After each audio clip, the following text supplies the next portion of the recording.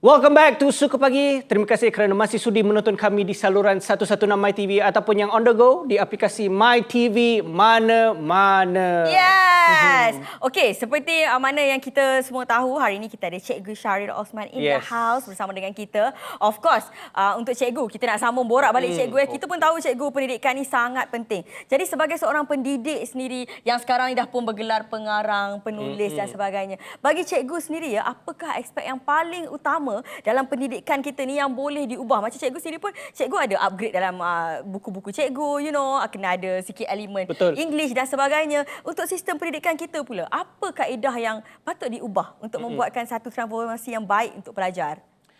Okey, sistem pendidikan arus perdana yang ada sekarang ini masih boleh dikekalkan. Cuma kita boleh untuk merancak dan memeriahkan lagi industri pendidikan di negara ini, kita perlu menambah nilai maksudnya. Bukan yang tak bagus, tapi kita kena menambah nilai lagi untuk menjadikan dia lebih terkehadapan sedikitlah sistem pendidikan jika dibandingkan dengan luar negara. Okey, antara yang boleh saya cadangkan dekat sini ialah mungkin penggubal dasar pendidikan ataupun mungkin pihak-pihak yang berwajibkan yang terlibat secara langsung. Okey, mungkin boleh mengambil inisiatif lah untuk cuba kita macam buat sedikit rombakan terhadap kurikulum. Di mana sekarang ni kita tak nak pelajar-pelajar kita belajar terlalu dalam sangat, tapi akhirnya benda tu tak diaplikasi pun dalam kehidupannya. Kita buat kemahiran lain yang mungkin boleh lebih mendatangkan keberhasilan kepada murid itu sendiri, kemenjadian murid itu sendiri dengan kurikulum yang boleh membangunkan diri pelajar itu untuk dia menghadapi kehidupan dalam dunia sebenar. Sebab kalau belajar terlalu dalam pun terlalu susah, benda tu tak digunakan sampailah tak diaplikasikan dalam kehidupan kita. Itulah yang mungkin dia boleh diubah. Maknanya bukan teori saja tapi praktikal pun kena ada lah. Contoh macam kalau belajar bahasa Melayu, jangan setakat bercakap dalam bilik saja, mungkin buat public speaking ke apa dan sebagainya kan dalam bahasa Melayu kan. Betul. Okey, dan tadi saya ada mention pasal digitalization buku. Dan kenapa saya mention, sebab kita hidup di zaman digital. Dan lebih kurang 4 tahun lalu, semua mesti ingat ni, wabak COVID-19 melanda. Betul. Tahun 2020. Dan semua benda kena tutup, termasuklah sekolah. Dan bila sekolah tutup, pelajar semua kena belajar dalam talian, online. Okey, saya nak tahu pendapat cikgu lah. Pembelajaran online ni, adakah ia sedikit sebanyak sudah membantu pelajar untuk tingkatkan kualiti pendidikan, dia punya penglibatan dan sebagainya, ataupun tidak? Macam mana? Okey, secara peribadi saya ingin katakan di sini bahawa 3 aspek tadi, iaitu dari segi kualiti pendidikan itu, juga penglibatan pelajar dan juga hasil pembelajaran tu semasa pandemik PKP, semua terkurung di rumah.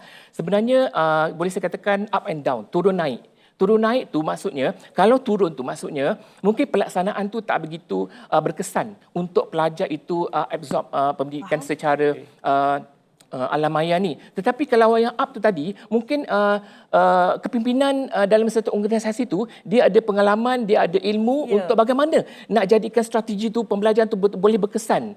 Bukan sahaja berkesan seperti kelas fizikal. Betul. Sebab sekarang ni ramai, saya lihat pengalaman saya sendiri, ada pihak-pihak yang mungkin dia tak ada strategi bagaimana untuk memaksimalkan medium pembelajaran online ini semasa pandemik. Jadi ada yang begitu advance sangat bagaimana kepimpinan itu boleh dikerahkan kepada pelaksana. Pelaksana ni guru-guru yang melaksanakan kelas-kelas online. Bagaimana boleh menjadikan 3 aspek tadi itu mencapai tahap yang tinggi, standard yang tinggi, walaupun tak dapat bersemuka dalam kelas, tapi boleh dilaksanakan melalui alam maya saja, seperti di Zoom, di Google Meet dan sebagainya. Bergantung pada pengendali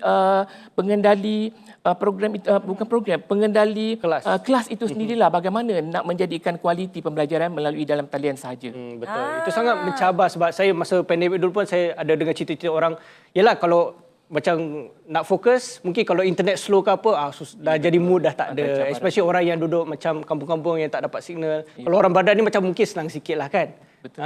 Itu dia. Itu antara cabarannya Betul lah kan. Amir. Dan Amir, saya tertarik dengan kata-kata cikgu tadi. Macam kata cikgu, dia sediakan latihan-latihan ni semua buku-buku untuk membantu dalam mencari material cikgu sendiri juga. Betul tak?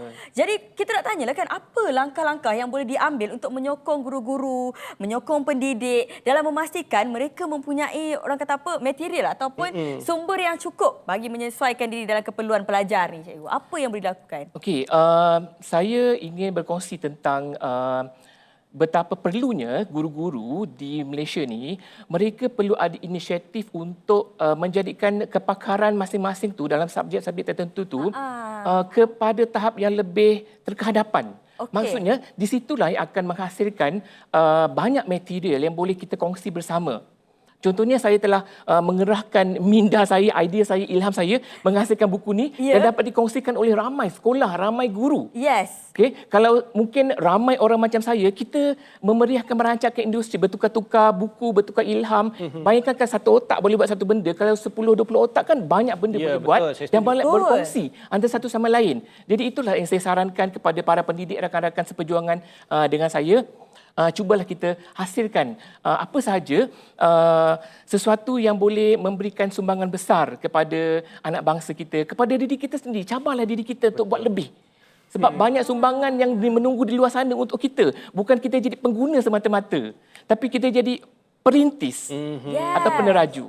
Wow. Ulama. Inspirational words Semua lah. yang cikgu cakap, semua saya setuju. Betul, dan saya harap kepada para pendidik yang tengah menonton ni mungkin boleh dapat inspirasi daripada Cikgu Syaril untuk mungkin create something lah. Macam cikgu cakap, kalau 10 otak tu boleh create something magnificent. Lagi variety ilmu yang kita dapat. Pelbagai ilmu yang kita dapat. Yes. Okey, boleh balik tentang bahasa Melayu kita sebab cikgu mengajar subjek bahasa Melayu. Dan cikgu also mention cikgu mengajar di sekolah antarabangsa. Yeah. Dan tadi cikgu mention ada budak, mostly budak lagi cakap bahasa Inggeris. Okey. Tapi zaman sekarang memang tak dinafikan ramai anak murid di luar sana belajar bahasa lain selain bahasa Melayu. Macam bahasa Inggeris, bahasa Mandarin dan macam-macam lagi lah. So, macam mana sistem pendidikan kita ni boleh menyokong dan menggalakkan lagi ramai pengajar atau pemurid untuk belajar lagi bahasa lain selain daripada bahasa Melayu ni? Okey, saya tertarik sangat dengan soalan ni sebab ini salah satu daripada aspirasi saya. Cita-cita saya teringat sangat sistem pendidikan di negara kita ini menjadikan bahasa Melayu, bahasa Mandarin, bahasa Inggeris dan bahasa-bahasa lain dekat Malaysia ni sebagai bahasa kedua, bahasa ketiga, bahasa keempat di sekolah, bukan di universiti. Tak payah tunggu di universiti nak ada bahasa kedua, bahasa ketiga. Kenapa ajar saja, masukkan saja mata pelajaran selain daripada bahasa Melayu untuk pelajar-pelajar daripada kecil lagi belajar. Tak perlu hantar ke sekolah Cina ke kan untuk belajar bahasa Cina ataupun sekolah antarabangsa ke kan. Tapi di sekolah-sekolah Kebangsaan biasa. sekolah kerajaan kan. Kita buat macam ni, jadi dapat membantu para pelajar ni. Tak perlu buang masa tunggu ilmu yang segera boleh diabsorb, diserap. Kenapa tak diadaptasikan? Ya. So, Jadi maknanya perbagaikan bahasa tu supaya para Betul. pelajar ni dapat menguasai lebih daripada 1-2 bahasa. Maknanya adakan sebagai option lah untuk Ya, student betul. pilih lah kan. Ada pilihan untuk mereka. Alangkah baik kalau saya time sekolah ada option nak pilih bahasa lain. Saya Awak pilih bahasa apa? Tengok bahasa ada apa? Mungkin Mandarin. Yes, Kan. kan macam international macam-macam boleh pilih kan, betul tak? Yes. Kita pun boleh mulakan, mungkin saya akan belajar bahasa Jepun. Cikgu. Hey. Tapi bahasa ibunda saya tetap bahasa Melayu nombor Of 1. course.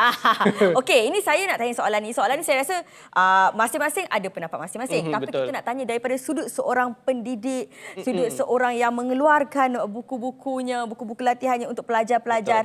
Bagaimana pendidikan boleh menjadi pendorong pertumbuhan ekonomi dalam sesuatu negara dan bagaimana peranan pendidikan berkait rapat dengan kemajuan ekonomi. Ya. Okey, memang tak dinafikan bahawa pendidikan sekarang sudah menjadi seperti perniagaan komersial. Yes. Tapi ini bukan bermakna kita mementingkan duit semata-mata, tetapi ilmu itu perlu diperoleh daripada duit, Ya. wang. Dan sekarang ini pun ibu bapa ramai yang tidak teragak-agak membuat pelaburan yang besar terhadap pendidikan anak-anak.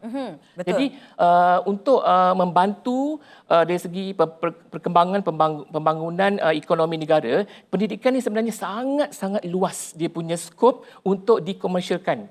Contohnya macam apa saja bidang-bidang pendidikan tu boleh dipecah-pecahkan cabangnya untuk dikomersialkan, dibisneskan. Dan pasti akan ada orang nak belajar apa saja pun ilmu. Ilmu memasak pun ada orang nak belajar. Ada akademi memasak. banyak lagi ilmu-ilmu lain bukan saja akademik tetapi ilmu yang melibatkan kemahiran-kemahiran dalam kehidupan kita boleh kita jadikan sebagai satu pembelajaran ilmu baru dan ini sangat membantu pertumbuhan dan pembangunan kemajuan ekonomi sesebuah negara. Saya Melalui nampak ramai pempengaruh ajar macam mana nak jadi influencer pun boleh. Influencer sekarang banyak sangat kan. Macam-macam boleh. Yes. Itu dia sesi kita bersama dengan panel kita iaitu Cikgu Syaril. Cikgu Syaril, terima kasih banyak-banyak Cikgu. Cikgu Syaril kerana sudi datang ke Suka Pagi. Indah sungguh perkongsian hari ini. Saya rasa ramai penonton di luar sana yang terinspirasi, yang faham akan pendidikan. Betul. Dan mungkin Cikgu Syaril boleh share tentang Syaril Education punya Instagram ke apa. Mungkin ada yang nak join, nak belajar ke? Yang nak beli buku ke? Beli buku macam mana?